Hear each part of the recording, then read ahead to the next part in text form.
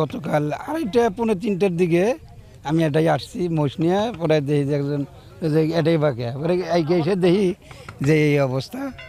এখন ইমার্জেন্সিভাবে এখন যেভাবে দ্রুত তাড়াতাড়ি কাজ করা যায় কাজ করা লাগবো। পাট আছে, ধুনচা আছে, ফসলি জমি, এগুলো তো বিলীন হয়ে যেতেছে। তা আমাদের দাবি একটাই যে তাড়াতাড়ি একটু কাজ করে আমাদের রক্ষা করে দেন। আর নিচেতে পানি মাটি সরে হাজার ডেবে গেছে গা। তো তখন এই যে এখন মেম্বার সাহেব আসলো এসে দেখা ফসলি জমি গেছে, আরও যাওয়ার সম্ভাবনা। এখন যেভাবে ভাঙন শুরু হয়ে গেছে গা, এখন আরও চলে যাবো। আর মেরামত না করলে জমি জমা ছিল সব নদীর ভিতরে চলে গেছে। এখন আর আমার জমি কোনো জমি নাই। এখন গতকাল বিকাল 3টে নাগাদ আমি সংবাদ পাই যে এই যে আমাদের পূর্ব হকা এখানে আগে খুবই চোতে আর কি আমাদের রাস্তা ব্লক ডেবে গেছে, ভেঙে গেছে। তো তাৎক্ষণিক আমি এখানে চলে আসার পর দেখি অনেক লোকজন জড়ো হয়েছে। তো আমাদের মূল যেটা দাবি আর কি, এখানে একটা স্থায়ী বাঁধের দরকার। এলাকার লোকজনের মূল দাবি হচ্ছে এখানে স্থায়ী বাঁধের দরকার। কারণ যে এখানে আমরা যতই বারবার ডাম্পিং করি কিন্তু আবার কিন্তু ধসে যাবে, এখান থেকে আবার কিন্তু ডেবে যাবে। কিছুদিন আমরা অবস্থান করবো, এটাও আমি নিরাপত্তা দেখতেছি না।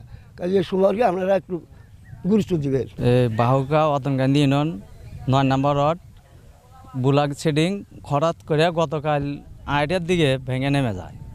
তারপরে পানি উন্নয়ন বোর্ডে জানান পরে তারা এসে দেখে বলে গেছে যে ইমার্জেন্সি কোনো কাজ করে আর আটকানোর জন্য। পানি বাড়ার কারণে হলো ভাঙছে। তো পানি আজকেও মনে হয় বাড়ছে। তো মন্ত্রী মহোদয়ের কাছে অনুরোধ অতি তাড়াতাড়ি এটা ভাঙন রোধ করার জন্য। আপাতত বন্যার ওরকম বড় বন্যার পূর্বাভাস আমরা এখনও পাইনি, তবে আমরা হয়তো সবসময় আমরা এটা একটু মনিটর করতেছি। আর আমাদের বন্যা পানি বৃদ্ধি পাওয়ার ফলে কিছু কিছু জায়গায় ভাঙন দেখা দিচ্ছে। যে সকল জায়গা চরাঞ্চলগুলোতে ভাঙতেছে সেখানে আসলে অনেক জায়গায় ফসলি জমি প্লাস হলো কিছু কিছু জায়গায় ঘরবাড়িও ভাঙনের কবলিত হচ্ছে। আর মেনল্যান্ডে আমাদের যে অংশগুলোতে কাজ করা আছে এখানে ওরকম ভাঙন নেই, তবে 2-1টা জায়গায় ক্ষতিগ্রস্ত হচ্ছে। সেগুলো আমরা সঙ্গে সঙ্গে জরুরি কাজ বাস্তবায়নের মাধ্যমে আমরা সেটা মেরামত করতেছি। আমাদের বন্যা এবছর মোকাবেলার জন্য যদি কোনো বন্যা হয় তাহলে আমাদের অলরেডি আমরা 15,000 জিও ব্যাগ নিয়ে রাখছি, যাতে বাদ কিংবা গুরুত্বপূর্ণ ডাক্তার সঙ্গে সঙ্গে আমরা সেটা ব্যবস্থা গ্রহণ করতে পারি।